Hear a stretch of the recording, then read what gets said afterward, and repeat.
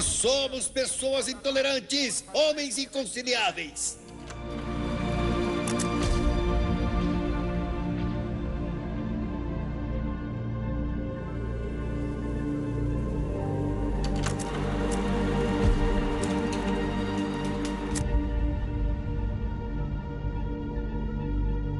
Estamos com Hitler até o fim! Viva a Alemanha! Viva a Alemanha! Viva a Alemanha!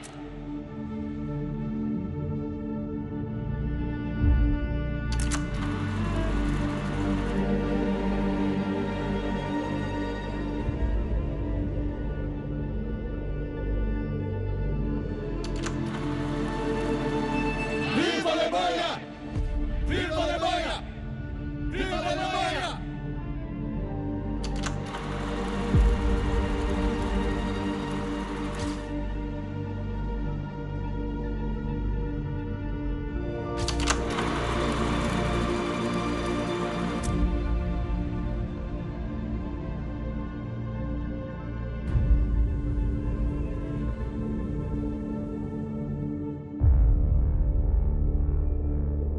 O inverno mais frio.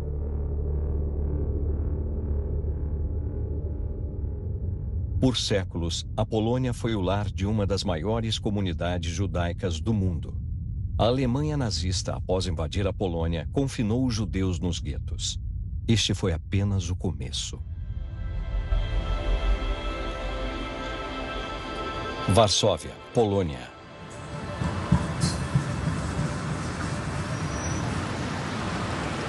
Minha mãe entrou para a resistência quando ela tinha 13 anos de idade e ela fez o começo do serviço militar em 1940. Aos 17 anos, ela foi uma soldado em uma das maiores operações militares na Europa ocupada. A última tentativa de salvar o Estado polonês. E como ela tinha 17 anos, ela foi mandada para a escola. E meu pai tinha saído de Varsóvia e era adolescente, então ele não participou de nenhuma estrutura militar. Mas seu pai era um membro das forças nacionalistas e foi morto, espancado até a morte pela polícia do regime comunista em 1946. Uma história típica de uma família polonesa. Buenos Aires, Argentina. Meu avô era de Lodz, uma cidade polonesa. Ele fugiu no último barco antes da guerra começar, no último dia de agosto do ano de 39.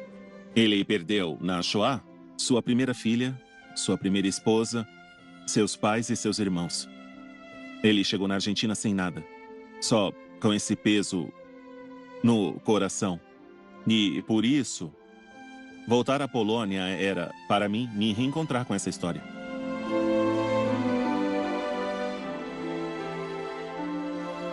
A Polônia era, antes da guerra, um país bem pobre. O campo era pobre e, no período da guerra, ficou ainda pior. A comida era sempre escassa e, nos guetos, a situação era simplesmente trágica. Sem aquecimento, sem medicamentos, e esses eram alguns dos motivos para a altíssima taxa de mortalidade. Alguns fragmentos do muro do gueto, ou dos lugares onde o muro do gueto passava, estão marcados com estas placas em inglês e em polonês. Não foi possível marcar todo o percurso do muro do gueto porque, primeiro, ele era muito longo e, além disso, eles mudaram muitas vezes o muro de lugar.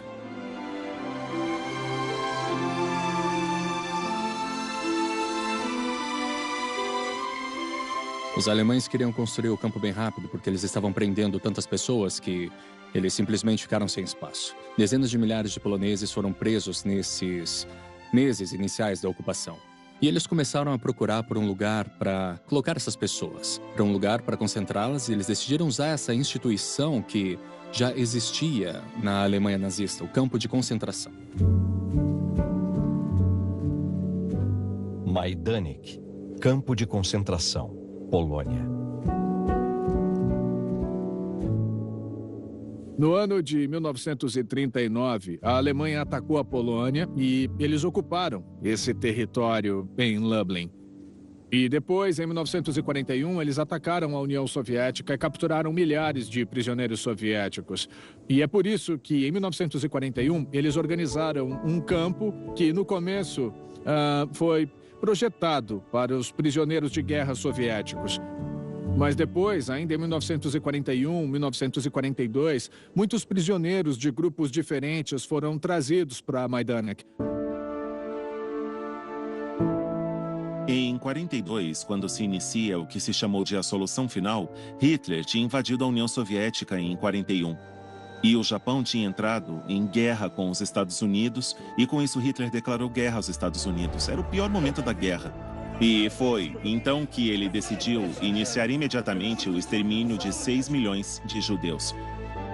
Essa situação, na qual eles se importavam mais com matar judeus do que ganhar a guerra, isso é algo único na história da humanidade.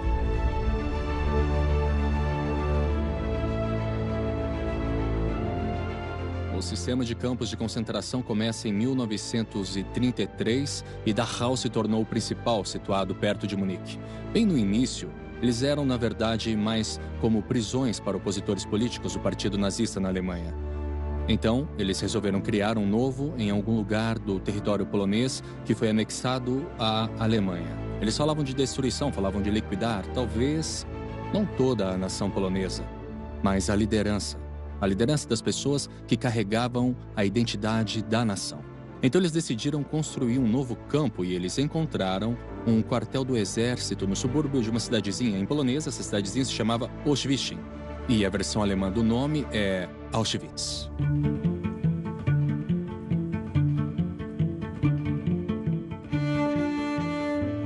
A história desses campos começa no lugar que hoje chamamos de Auschwitz I.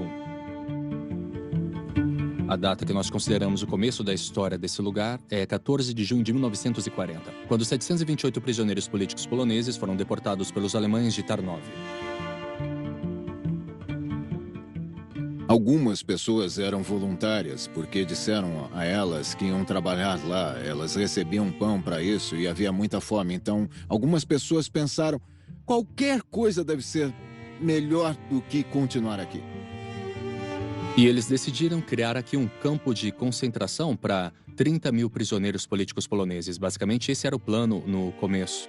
Os prisioneiros poloneses chegaram em 14 de junho de 1940 e a história de Auschwitz, como um campo de concentração, começou. E então o campo foi sendo ampliado.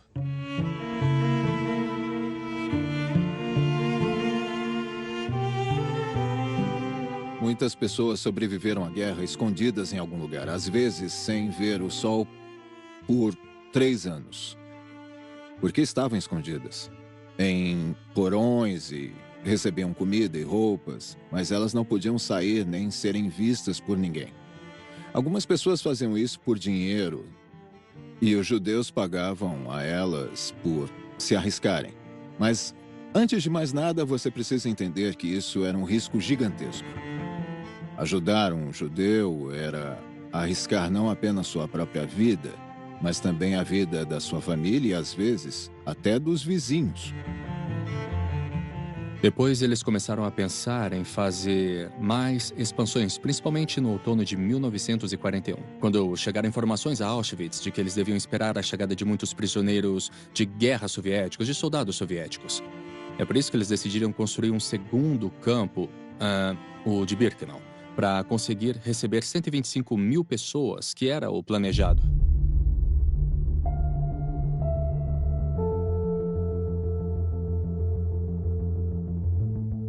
Então, Auschwitz I começou na primavera de 1940 e Birkenau foi planejado como um campo muito maior. Quase 2 anos depois, a construção aqui começou no outono de 1941 e os primeiros prisioneiros foram levados para Birkenau em março de 1942. O local em que o campo foi construído era a área de um vilarejo destruído.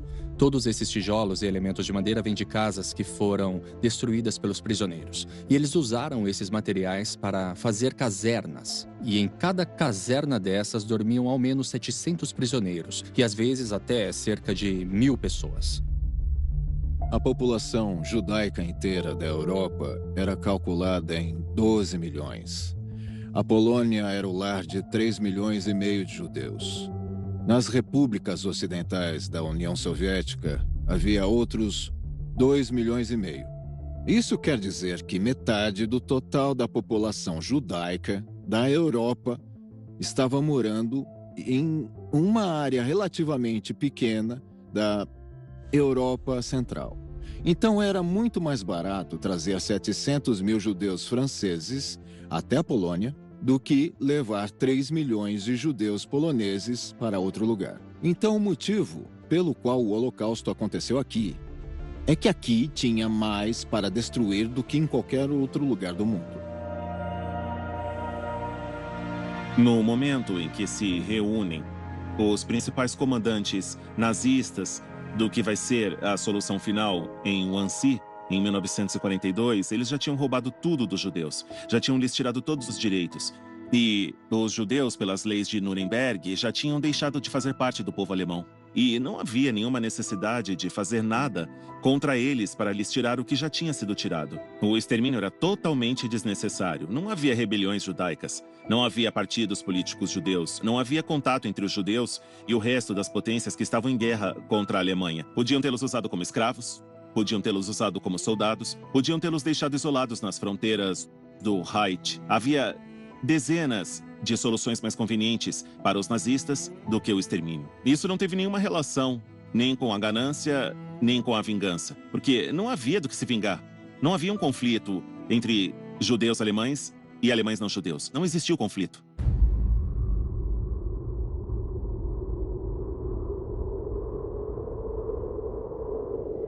Acusam a nós, nacional-socialistas, e a mim em particular, de sermos pessoas intolerantes, homens inconciliáveis.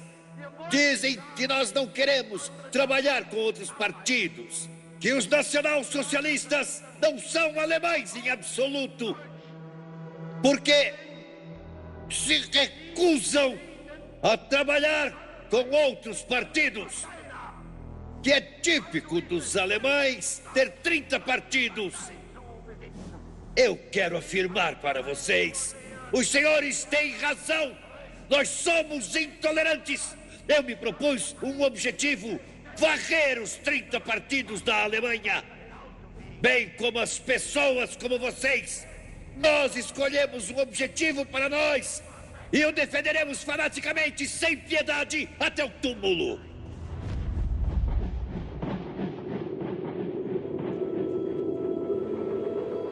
O trem, geralmente com 60 vagões de extensão, era então desconectado em 3 partes, de 20 vagões de cada vez. Então isso dava, digamos que cerca de 1.500 pessoas. Os seres humanos morriam nos trens, quando abriam as portas, caíam os cadáveres, você via as crianças embaixo das mães, ou as mães embaixo das crianças morrendo asfixiadas. Então eles desciam em uma estrada a cerca de 2,5 km do campo e então eles tinham que andar. Eles marchavam cercados por um cordão denso de homens da SS, que era a polícia do exército alemã, e também do exército, que os aterrorizava com espancamentos, com cães, e é nessas condições que eles chegavam no campo.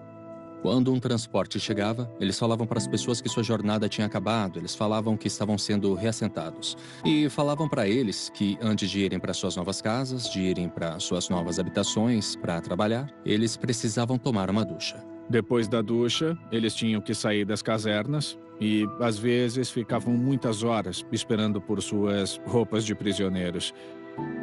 E quando eles as recebiam, eles eram mandados para o campo de prisioneiros e lá eles também recebiam os seus números.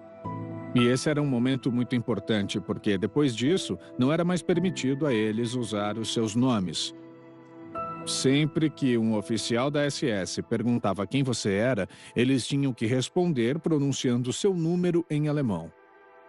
Assim, os nazistas tentavam mostrar que eles eram uma coisa menos importante do que um ser humano.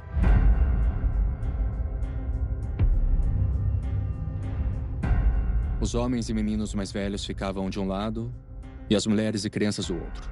E então os médicos da SS, que eram médicos de verdade em uniformes da SS, começavam aqui o processo da seleção. As famílias eram separadas e as pessoas não sabiam que este era o último momento em que iam ver umas às outras, em que maridos iam ver as esposas, em que pais iam ver os filhos, em que os filhos iam ver seus pais. Então, este era o momento crucial da história das pessoas que chegavam aqui, porque este era o momento derradeiro. Para alguns, havia algum futuro e eles se tornavam prisioneiros. Para a maioria, este era o fim. Existe um elemento que nos torna humanos, que é a capacidade de distinguir entre o que significa matar um bebê do que é lutar com outro soldado em uma guerra. Isso não se ensina na escola, isso é dado. Porém, se não nos consideramos membros da mesma espécie, então esse diálogo é impossível. Então eles se tornam prisioneiros. E é claro que depois você podia morrer no campo por muitas razões diferentes. Você podia morrer trabalhando, podia morrer de fome, de doença, podia ser punido, você podia fazer alguma coisa ilegal e ser morto pelos guardas. Então, havia muitas razões diferentes. Às vezes, o que o campo fazia, o que os homens da SS faziam, era fazer uma seleção já no campo. A seleção acontecia na chegada. Mas, às vezes, os médicos da SS também faziam seleções dentro dos setores porque eles queriam se livrar dos prisioneiros que eram inúteis, que eram fracos demais, doentes demais, que não conseguiam trabalhar. Porque eles tinham que abrir espaço para os presos recém-chegados. Os prisioneiros aqui não podiam falar a verdade, porque a verdade não iria ajudar. E a verdade seria arriscada para eles, pois se eles fossem pegos contando aos outros a verdade sobre o que estava acontecendo no campo, eles poderiam ser assassinados. E nós sabemos que casos assim aconteceram. Se os guardas da SS não estavam por perto, eles tentavam ajudar as pessoas a burlar o sistema de seleção, porque eles conheciam os critérios e sabiam o que fazer para passar na seleção. E nós temos muitas histórias de crianças para quem eles falavam para mentir sobre a sua idade. Então eles diziam para as crianças com 13, 14, 15 anos falarem que tinham 17 ou 18, e isso podia ajudá-los a passar no processo de seleção. E às vezes eles diziam para os mais velhos mentirem que eram mais jovens. As pessoas que eram selecionadas no campo sabiam exatamente o que ia acontecer com elas, porque quando elas se tornavam prisioneiras, elas descobriam sobre o extermínio, porque elas começavam a fazer perguntas: o que houve com a minha mãe, o que houve com os outros, e os outros prisioneiros davam essa informação para eles, e eles finalmente descobriam o que era esse lugar.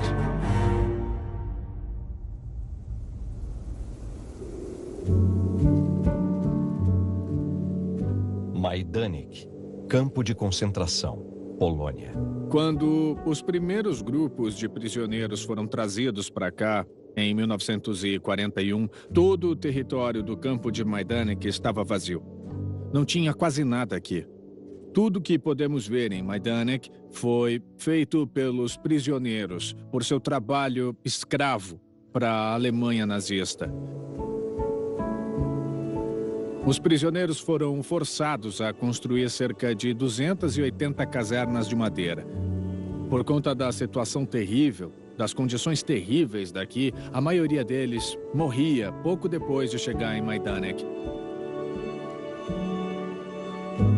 Se eu me lembro bem, a temperatura mais baixa já registrada foi no inverno de 1943 e 44.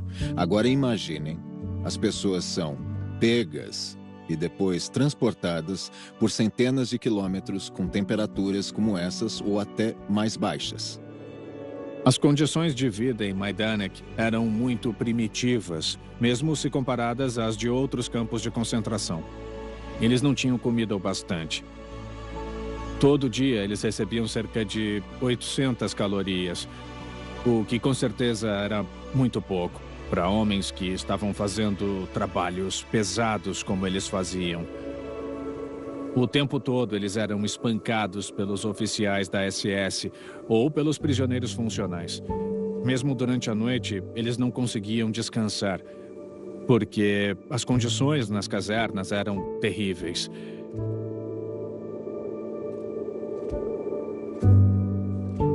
Em teoria, 250 pessoas deveriam viver juntas em uma só caserna. Mas no pior momento, que foi em 1943, até 500, ou de acordo com algumas memórias, até 700 prisioneiros tinham que viver juntos em uma mesma caserna. E o espaço simplesmente não era grande o bastante para uma quantidade tão grande de pessoas. Sobreviver ao inverno era a parte mais difícil, eu acho, da vida dos prisioneiros. As pessoas talvez não morressem congeladas, mas ficavam com queimaduras de frio nas pernas, nas mãos. E Mesmo se isso não matasse elas diretamente, elas não conseguiam trabalhar, não conseguiam andar tão rápido, elas apanhavam mais, sofriam mais e morriam mais rápido. O sistema de aquecimento deles era o corpo das pessoas. Dentro de casernas como essa, você tinha 400, 500 pessoas. Às vezes eram 6 ou 7, mas às vezes eram mais de 10 pessoas dormindo em cada beliche. E as pessoas tentavam ficar juntas para se aquecerem. Elas também tentavam ficar juntas do lado de fora, em grupos de pessoas, para se abraçarem, para ficarem perto uma das outras. Porque sobreviver ao inverno nessas condições é uma coisa simplesmente inimaginável. E todos os prisioneiros tinham apenas os seus uniformes listrados, que não davam a eles nenhuma proteção contra o tempo. Então eles só ficavam tentando colocar algum material adicional ali, como palha e outras coisas por baixo de suas roupas. Mas isso era uma prática ilegal e se os oficiais da SS notassem isso, eles seriam punidos, seriam espancados ou até mesmo mortos. Mortos por esse tipo de prática que era considerada ilegal. Sabemos que havia alguns grupos que tinham alguns privilégios. Por exemplo, grupos que a SS usava para trabalhar para eles. As SS usavam prisioneiros para fazer tudo para eles. Eles eram garçons nas cantinas, eram faxineiros, datilógrafos. É óbvio que os homens da SS não queriam ter ali do lado deles prisioneiros que estavam sujos, fedidos e cheios de piolho. Então eles mantinham esses prisioneiros em condições melhores e, por exemplo, eles podiam ter algum aquecimento, alguma coisa para aquecê-los nas casernas.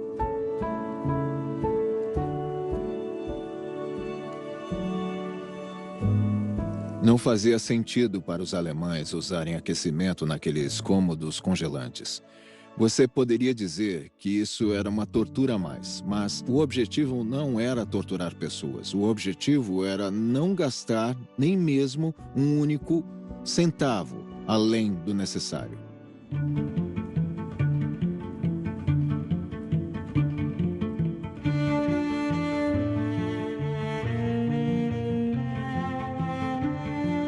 Nós temos histórias de sobreviventes que nos contam que a latrina era um lugar muito estranho, porque os guardas da SS nunca queriam estar lá porque elas eram tão horríveis, tão fétidas, tão sujas. Então isso às vezes dava um pouco de espaço para os prisioneiros fazerem coisas que seriam consideradas ilegais, como falar, ou rezar, ou organizar alguma coisa, como se reunir com os outros e planejar alguma coisa. Então a latrina também dava essa possibilidade e os prisioneiros tentavam usá-la. O campo de concentração é um mundo no qual você é punido por ter fé, por praticar a sua religião. Então essa parte desse lugar, a latrina, por um lado, ela é realmente um desses lugares muito importantes que nos falam sobre a desumanização, quando vemos que pessoas eram submetidas a essas condições. Mas, por outro lado, era aqui que elas tentavam achar algum jeito de se defenderem.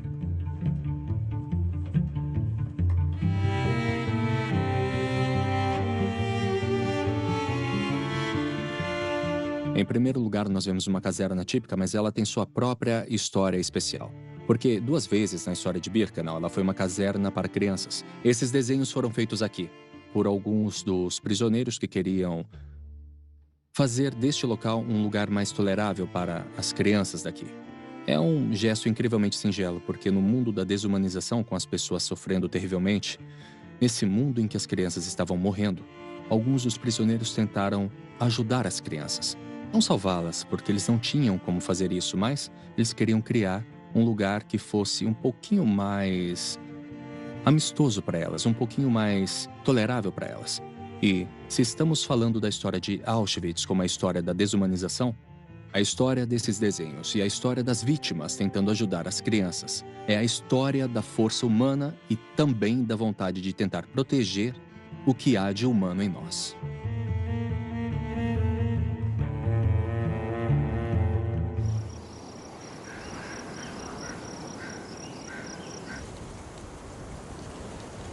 Diga o que quiser sobre os alemães. No passado e no presente, eles sempre foram bons em organizar e em calcular. Então, o Holocausto foi, além do aspecto humano, uma enorme operação de logística. Transportar 6 milhões de pessoas de toda a Europa ocupada até os campos de extermínio e planejar esta operação foi realmente uma coisa preparada por especialistas de alto nível. Mais importante do que dominar o mundo para Hitler era exterminar o povo judeu, a tal ponto que, quando ele está perdendo a guerra, resolve abandonar o povo alemão à própria sorte, porque não foram capazes de exterminar os judeus. O testamento político de Hitler diz que o povo alemão não esteve à altura de sua grande tarefa histórica, que era eliminar o povo judeu. E isso não sou eu, foi ele que disse. Ele sim fala de povo alemão, eu falo de nazistas. Não de uma nação, mas de nazistas.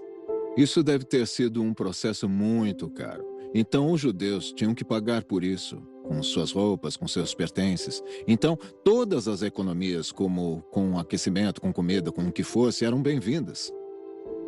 Os judeus que eram deportados para Auschwitz ouviam que era um reassentamento. Mentiam para eles que eles estavam sendo transferidos para um novo lugar para viver. Por isso, eles tinham que levar com eles tudo o que os ajudaria a começar uma nova vida. Alguns destes itens pessoais, como equipamentos de cozinha e maletas, sobreviveram. E quando olhamos para esses itens, conseguimos entender que estamos falando sobre pessoas reais, sobre indivíduos reais. O nazismo é a negação dos 10 mandamentos. O que dizem os 10 mandamentos? Que todos somos iguais, que cada ser humano vale tanto quanto o outro, que é preciso respeitar a vida do outro por princípio, que é preciso respeitar a verdade por princípio. E para os nazistas, um mandamento era assassinarás. Dizer que os judeus, alemães ou não alemães, colaboraram para a derrota da Alemanha na Primeira Guerra Mundial é a mesma coisa que dizer que os judeus são uma raça inferior ou que são germes que é preciso exterminar. Não há diferença. Os dois argumentos são igualmente delirantes. Hitler inventou esse argumento para exterminar os judeus. Não foi uma reação a algo que havia acontecido. É preciso levar em conta que os nazistas inventaram muita coisa que não tinha nenhuma relação com a realidade e que nem mesmo estavam inspiradas na realidade. Goebbels chamava de maneira clara a mentir. Há uma frase famosa de Goebbels que é minta, minta que algo fica, e de fato algumas coisas ficaram. Em Majdanek foi realizada a Operação Actual Interfest, que consistiu na execução em massa de mais de 43 mil judeus. Em 3 de novembro de 1943, foram fuzilados 18 mil judeus. Cerca de 1.300.000 pessoas foram deportadas para o sistema de campos de concentração de Auschwitz. Alguns eram selecionados para trabalhar em condições de escravidão. A grande maioria era assassinada pouco depois de sua chegada.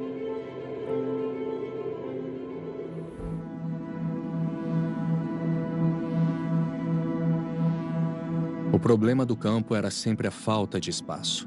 E no verão de 1941, muitos prisioneiros foram mortos nos hospitais do campo com injeções de veneno no coração. Porque era assim que a medicina do Estado nazista lidava com o problema dos prisioneiros que não conseguiam trabalhar. Eles eram mortos. E de um jeito muito, muito horrível. Uma injeção de fenol diretamente no coração deles. E, de algum modo, isso fez a liderança da SS, a administração da SS, pensar se era possível criar algum tipo de método para matar pessoas mais rápido e de um jeito mais eficaz. E isso levou aos experimentos com gás venenoso. Eles decidiram testar um pesticida chamado Zyklon B, que contém cianureto de hidrogênio, que é o agente letal, e esses experimentos foram bem-sucedidos. Então o campo desenvolveu uma ferramenta, um jeito de matar pessoas rápido. Nas câmaras de gás, a Alemanha nazista usava 2 produtos químicos para matar as pessoas. Um era o Zyklon B e o outro era o monóxido de carbono. As pessoas entravam achando que aquilo era uma ducha. Elas eram informadas sobre os cabides e seus números e que elas deviam lembrar dos números para poderem receber café e sopa depois. Então, mentiam para elas até o último instante. E a última mentira era dentro da câmara de gás. As pessoas entravam lá peladas e elas viam duchas em cima delas. Depois de fechar a porta, o oficial da SS bombeava os produtos químicos para dentro e depois de um curto período, depois de alguns minutos terríveis, de uma dor tremenda e de grande sofrimento, todas as pessoas lá dentro morriam.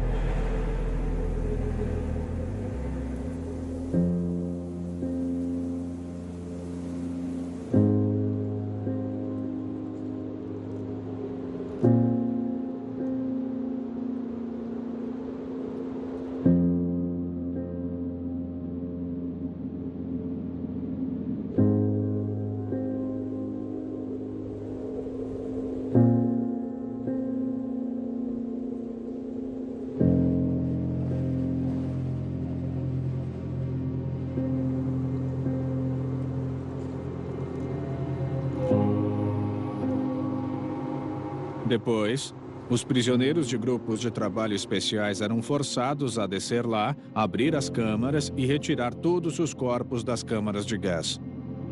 E eles tinham que carregá-los por cerca de 200 metros para fora das câmaras de gás, e lá eles queimavam os corpos, no que era chamado de pira crematória.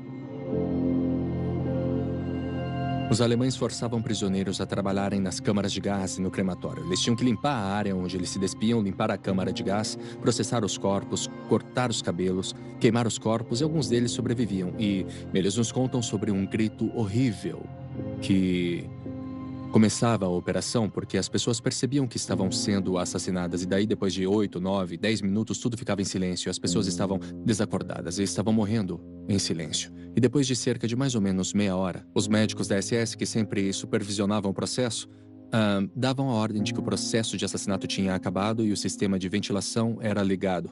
E então, depois de alguns instantes, os prisioneiros começavam seu trabalho. O cabelo era cortado, porque o cabelo era vendido pelo campo para fábricas têxteis fora dele, para ganharem um dinheiro a mais, com a exploração dos corpos dos mortos. E isso mostra essa eficiência horrível desse sistema, em que nada é desperdiçado, em que tudo que poderia dar lucro para a instituição do campo é usado. Do momento em que o trem entrava no campo, até o momento em que os corpos eram levados para fora das câmaras de gás e enterrados, dava 2 horas. 2 horas era o tempo necessário para matar 1.500, 2.000 pessoas. A única diferença entre um campo de concentração naquela época e um campo de extermínio era a hora da morte. As pessoas que eram presas em Auschwitz não tinham uma data para serem soltas, e basicamente o destino final delas era a morte. Em um campo de extermínio, as pessoas eram mortas assim que chegavam. Todo esse tempo, falar sobre essa ação de matar pessoas na câmara de gás de Majdanek era algo secreto e proibido. A maioria das vítimas nem era registrada nos documentos dos campos. E é por isso que não sabemos exatamente quantas pessoas foram mortas lá. E nós não sabemos seus nomes, só alguns nomes.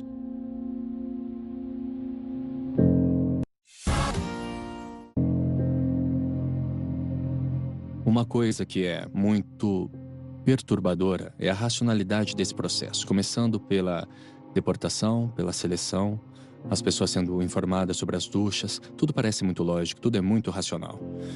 E isso é a parte assustadora, ver que as pessoas podem odiar tanto um ao outro, desenvolver ideologias de ódio aos diferentes, de preconceito, estereótipos e ismos, como antissemitismo, racismo e outros. Que as pessoas são capazes de construir uma estrutura como essa, que as pessoas podem chegar ao ponto em que elas odeiam tanto um ao outro que elas constroem câmaras de gás para matá-las, e isso acreditando que estão fazendo uma coisa boa.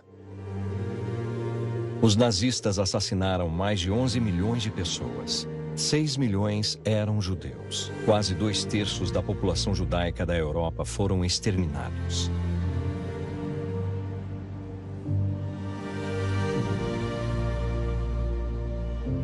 Holocausto é uma antiga palavra para um ritual de sacrifício.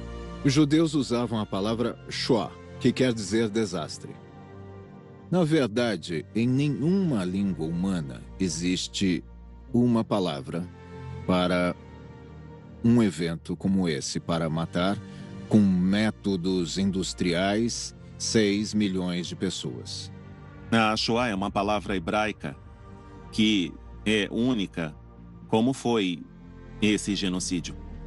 A diferença entre o Holocausto e Shoah é que o Holocausto é um sacrifício, é uma oferenda a alguém. Você entrega algo no Holocausto.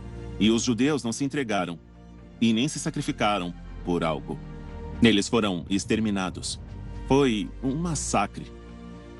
A singularidade deste genocídio é que aqui não havia um objetivo territorial, nem político, nem econômico, nem necessariamente religioso.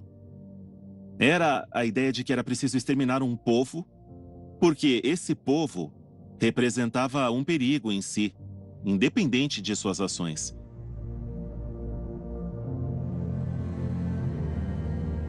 O ser humano é especialmente preparado para ser o lobo do homem, não necessariamente para ajudá-lo. A solidariedade não é natural. A cobiça, sim. É um grande esforço cotidiano nos mantermos a salvo de fazer o mal aos outros. Não é natural. Nossas atitudes, nossas necessidades geram um conflito com o outro. E isso é parte, eu creio, da natureza humana. E é um esforço sistemático não fazermos o mal. Não fazer o mal aos outros requer um esforço e não permitir que nos façam o mal também. Os dois fatores. Com certeza pode acontecer de novo um genocídio como o da Shoah. É claro que pode se repetir.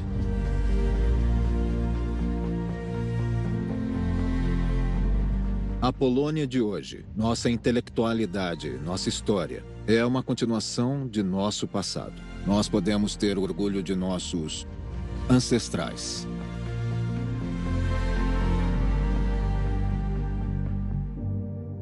A Alemanha teve que fazer um enorme trabalho de praticamente cortar sua história, suas tradições, mudar completamente sua mentalidade. E eles fizeram isso. Sobre os nazistas, havia um feitiço, para dizer de uma maneira delicada, uma ilusão de que exterminando os judeus iam exterminar os 10 mandamentos. E eu acho que esse é um dos elementos que explicam por que eles se lançaram contra os judeus. Você não pode acusar nenhum alemão contemporâneo pelo que o avô ou o pai fez. Mas se ele não se interessa pelo que o avô ou o pai fizeram, ele vai ser, de certo modo, cúmplice por omissão. Você pode falar, bom, mas você não tem a obrigação de se interessar, mas sim, você tem a obrigação. E por quê? Porque sim. Do mesmo modo que não assassinar, não mentir e não roubar, quando você é descendente de uma cultura, de uma nacionalidade, de uma identidade que executou essa barbárie. Você tem a obrigação de se responsabilizar e de garantir que isso não se repita.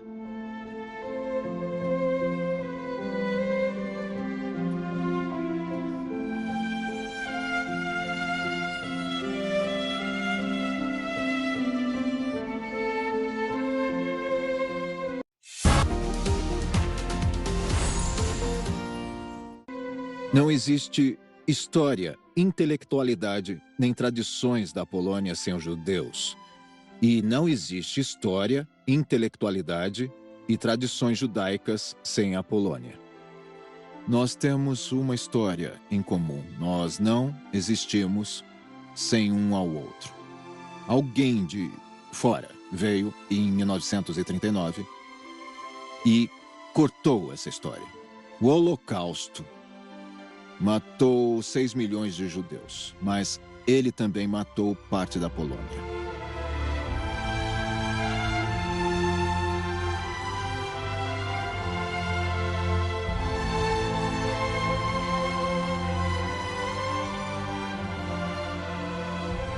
Para o povo judeu, eu acho que a Polônia é um grande cemitério, em primeiro lugar. E, finalmente, a Polônia é história. Eu acho que nenhum judeu vai passar férias na Polônia. Na Polônia é a história da Shoah. E houve muitos poloneses nazistas. Muitos poloneses que foram muito ativos na colaboração com os nazistas. E também houve poloneses que lutaram contra os nazistas. Por isso, não é a nação polonesa.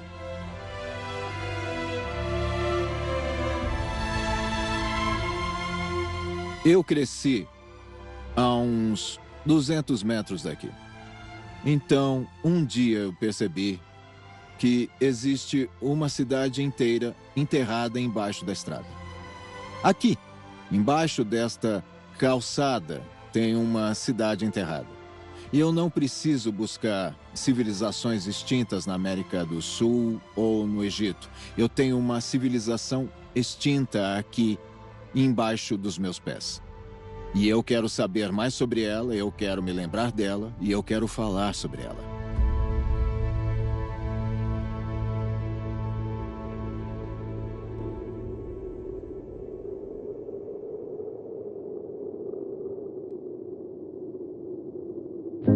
Em memória de todas as vítimas do Holocausto e de todas as pessoas que foram mortas por causa de guerras, perseguições da intolerância, do racismo e da barbárie perpetrados por outros seres humanos. É nossa responsabilidade manter viva a memória das vítimas, educar as novas gerações e tornar estes eventos visíveis, para que eles nunca mais aconteçam.